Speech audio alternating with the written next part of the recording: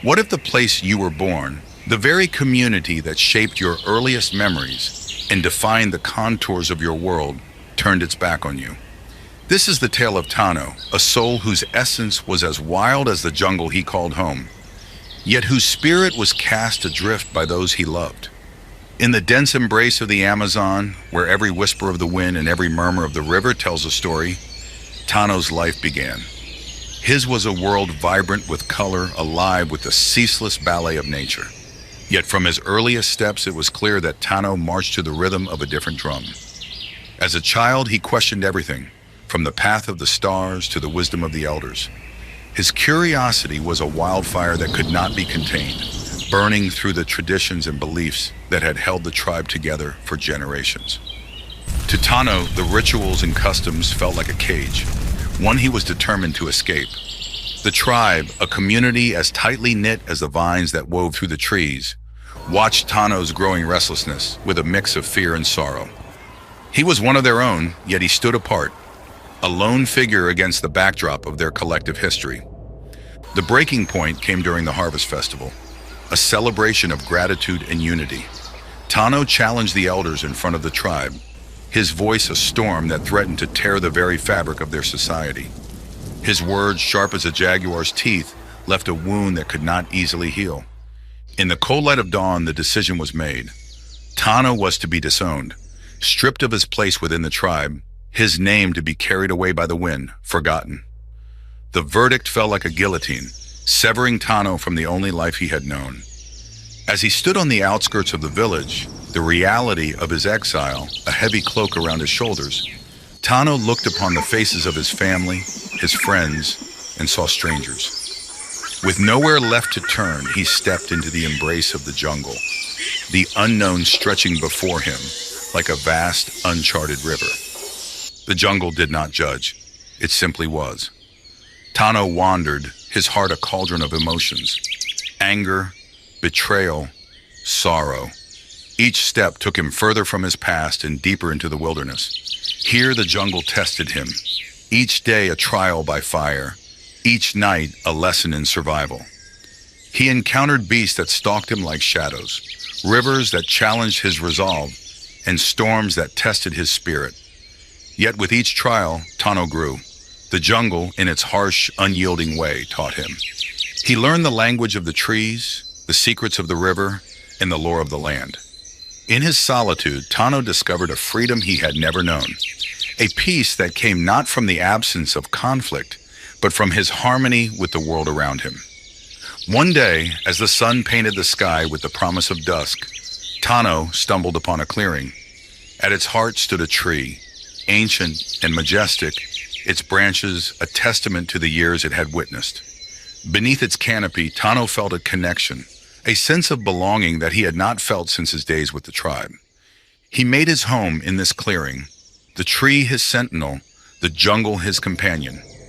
Time passed, and the boy who had been cast out transformed. He became a part of the jungle, as much a guardian of its mysteries as any creature that walked its paths. Yet even as Tano found peace, his tribe faced turmoil. A sickness came, swift and merciless, cutting through the village like a blade.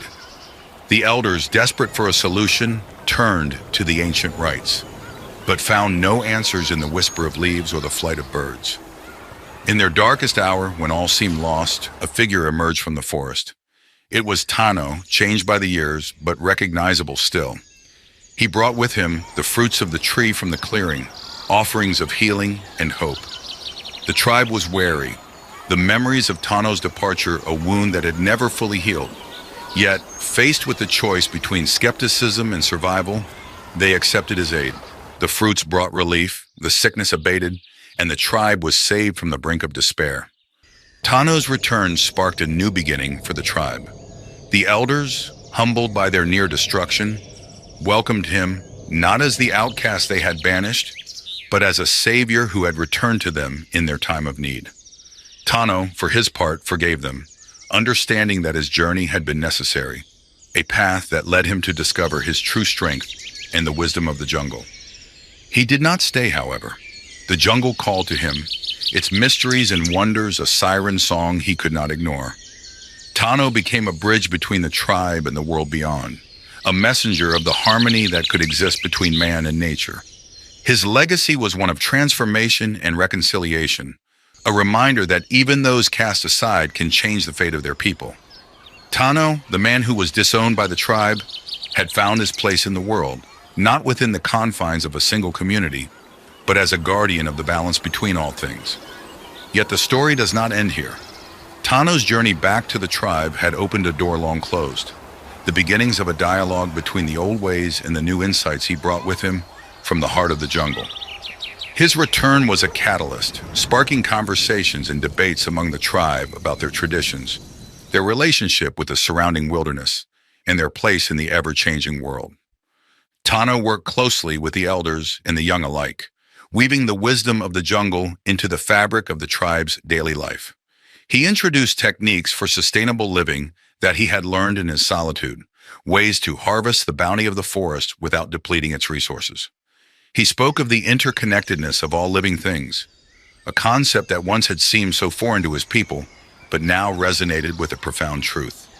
In time, the tribe became known far and wide, not just as guardians of ancient traditions, but as stewards of the land, a community living in harmony with nature rather than at its expense. Tano's influence extended beyond the physical boundaries of the tribe, attracting scholars, environmentalists, and curious souls from across the globe, eager to learn from the wisdom of a man who had lived between two worlds. Tano, for his part, remained humble. He understood that his journey, his exile, and eventual return were but chapters in a larger story. A story not of an individual, but of a people, a land in the timeless dance of life that connects us all. As an elder, Tano often sat beneath the ancient tree in the clearing, now a place of meeting for the tribe. There, surrounded by the young and the old, he shared his stories, a living bridge between the past and the future.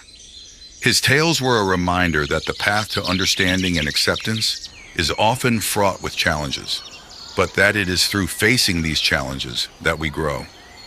Tano's life had come full circle, from the wild-hearted boy who questioned the ways of his ancestors, to the man who integrated those very traditions with the lessons learned from the heart of the jungle. His legacy was one of balance, a testament to the power of forgiveness and the endless capacity of the human heart to adapt and thrive in a changing world. The man who was disowned by the tribe had, in the end, become its greatest teacher, a beacon of hope and unity in a world that often seemed divided and broken. Tano's story, woven into the very fabric of the tribe, continued to inspire long after his time, a legend that would echo through the generations, a reminder of the strength found in compassion, understanding, and the courage to walk one's own path.